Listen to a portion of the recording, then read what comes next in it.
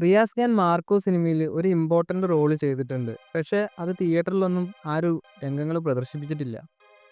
ഇപ്പോൾ സിനിമയുടെ പ്രൊഡ്യൂസർ പറയുന്നത് ആ ഒരു സീനുകളൊക്കെ സിനിമയുടെ OTT വെർഷനിലായിരിക്കും റിലീസ് ചെയ്യുന്നതെന്നാണ്.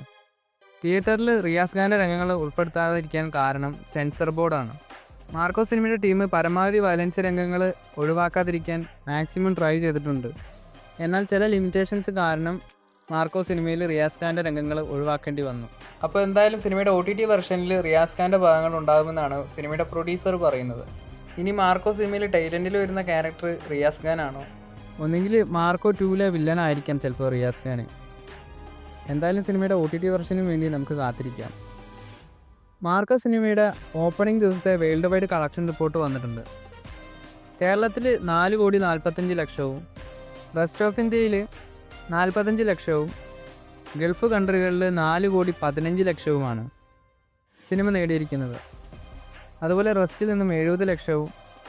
അങ്ങനെ സിനിമയുടെ ആദ്യ ദിവസത്തെ ടോട്ടൽ വേൾഡ് വൈഡ് കളക്ഷൻ എന്നത് 9,75,00,000 രൂപയാണ്. ഏകദേശം 10 കോടിക്ക് അടുത്ത് സിനിമയുടെ കളക്ഷൻ ടച്ച് ചെയ്തിട്ടുണ്ട്.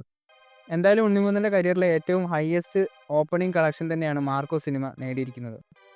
അതുപോലെ ഇന്നത്തെ ദിവസവും മാർക്കോ സിനിമയ്ക്ക് കേരള ബോക്സ് ഓഫീസിൽ 4 കോടിയോളം രൂപ കളക്ഷൻ ഉണ്ടാകുമെന്നും ഉറപ്പായിട്ടുണ്ട്. മാർക്കോ സിനിമയുടെ അടുത്ത ദിവസത്തെ world wide box office collection റിപ്പോർട്ടുകൾക്കായിട്ട് കാത്തിരിക്കുക. കൂടുതൽ സിനിമകളുടെ അപ്ഡേറ്റുകളുമായി അടുത്തൊരു വീഡിയോയിൽ കാണാം.